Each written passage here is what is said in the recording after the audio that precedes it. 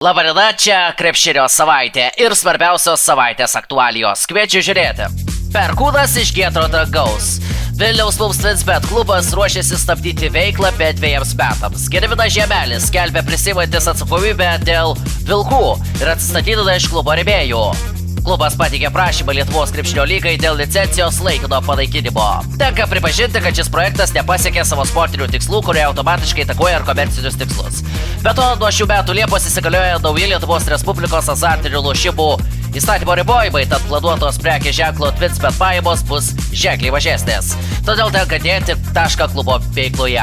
Viešoje klubo žinutėje teigia Gediminas Žemelis. Šį sezoną vilkai pateko į Europos taurės atkrintamąsias varžybas, o Lietuvos krepšinio lygos ketvirtfinalyje krito nuo Jonavos Bet komandos rankos. Karaliaus Mindaugo taurės turnyre komanda liko 4 vietoje. P15 min žurnalistas Rokas Pakėnas praėjusią savaitę pranešė, kad Vilniaus ekipa tarė sudie Europos taurės turnyrui, kuriame žaidė pastaruosius 2 sezonus ir sieks vietos FIBA Čempionų lygos turnyre. Europos taurėje Vilniaus Vilkus planuoja pakeisti Klaipėdos Neptūno komandą.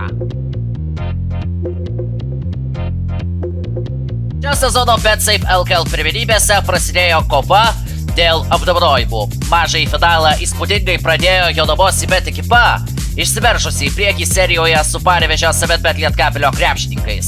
Pirmąjį bronzinį susitikimą Mantas Šerniaus auklėje laimėjo 90-83. Po 3 kėlinių situaciją rungtynėse valdė Panevėžio krepšininkai. Vis dėlto ketvirtajame kėlinyje neilgai trukus jonaviečiams pavyko perspėti rezultatą. Dominiko Briutono, Brando Childraso ir kitų užvesta Jonavos komanda lemiamą atkarpą sugebėjo sužaisti geriau ir išsiveržė serijoje į priekį. Brandas Childrasas pelnė 21 tašką, Mikelis Kirvisas 17. Lietkabelį išgelbėjo Paulius Nadusevičius pelnęs 14 ir Mantas Ruštavičius su Aleksandru Kobleru pelnė po 13 taškų. O dabar persikelkime į Kauno Žalgirio areną, kur birželio 12-ąją sužaistas pirmasis auksinio finalo susitikimas tarp Kauno Žalgirio ir Vilniaus Ryto.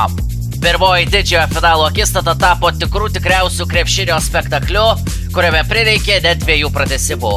Čempionų titulą ginantys vilniečiai išvykoje po 50 minučių kovos 97-89 įveikė Žaliai baltus ir išsiveržė serijoje į priekį. Vienų rungtynių metu vilniečiai pirmavo net 15 taškų, tačiau paskutinėmis ketvirtojo kėlinio sekundėmis Silvanas Francisko išplėšė pratęsimą, pataikęs tolimą metimą. Vilniečiams pirmajame pratęsime irgi šyptelėjo fortūna po to, kai Ignas Argiūnas pataikė 3 taškį ir Rytas išlygino rezultatą. Teko žaisti dar vieną pratęsimą, o jame stipresni jau buvo Žibėno auklėtiniai. Pirmoji finalo dvikova sulaukė didelio dėmesio prie televizijos ekranų. Ją stebėjo apie 500 000 žiūrovų. Transliacija fiksavo aukščiausią šio sezono reitingą, o tai reiškia, kad rungtynes stebėjo kas ketvirtas tuo metu prie televizijos ekranų buvęs žiūrovas. Ašlas Upelis nugalėtojus pelnė 21 tašką, RJ Kaulas 19. Silanas Francisko Žalgiris surinko net 31 tašką, tačiau šių pastangų buvo maža. Žalgirio 35 iš eilės pergalių serija BetSafe LKL nutrūko pačiu netinkamiausiu metu pirmajame didžiojo finalo mače. O dabar keliaujame vėl į kovą dėl bronzos. Pasikartojo 2023 istorija, kuomet pirmasis mažojo finalo serijos rungtynes laimėjo Sybet, o antrasis Lietkabelio komanda. Panevėžio klubas Jonavos ekipą antrajame mače įveikė 104-85. Serijoje iki 3 pergalių lygų 1-1, o trečioji dvikova Panevėžyje vyks birželio 16-ąją. Nugalėtojų gretose arti dvigubo dublio buvo Džordžio Gagičius, pelnęs 20 taškų ir atkovojęs 9 kamuolius. Mantas Ruštavičius pridėjo 18, o Sybet išgelbėjo Oskaras Pleikys ir Dominikas Briutonas.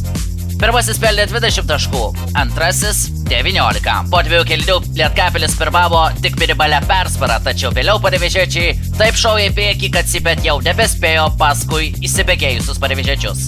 Rungtynes 3 taškais dar pabaigė Nojus Kulieša ir Dominikas Tenionis. Jonavos komandoje rungtynes praleido Erikas Veckus. Jis susižeidė apšilimo metu. Antrosios didžiojo finalo serijos rungtynės taip pat pasižymėjo atkaklę ir intriguojančią kovą iki paskutinės sekundės. Šį kartą Rytui pergalės iškovoti nepavyko. Kauno Žalgiris triumfavo 83-79 ir išlygino kovos dėl aukso rezultatą. Nors rungtynes Vilniečiai pradėjo geriau ir jau pirmajame kėlinyje įgijo dviženklį pranašumą, žalgiriečiai sugebėjo į tai atsakyti savo atkarpą. Po 2 kėlinių kauniečiai turėjo nedidelį pranašumą. Drama rungtynėse finišo tiesiąją pasiekė per paskutinėsias minutės. Jas geriau žaidę kauniečiai sugebėjo iškovoti pergalę triukšmingoje Twinsbet arenoje.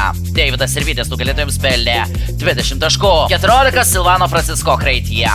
Ryto tai išgelbėjo Parkeris Jacksonas Cartwrightas, kuris sprogo puolime ir pelnė 20 taškų. Arturas Gudaitis pridėjo 11. Apie trečiasias didžiojo finalo rungtynes pakalbėsime jau kitoje laidoje, kuri bus jau paskutinė šiame sezone. Atsisveikinu šiandien, dėkodamas už dėmesį. Pasimatysime jau kitoje laidoje.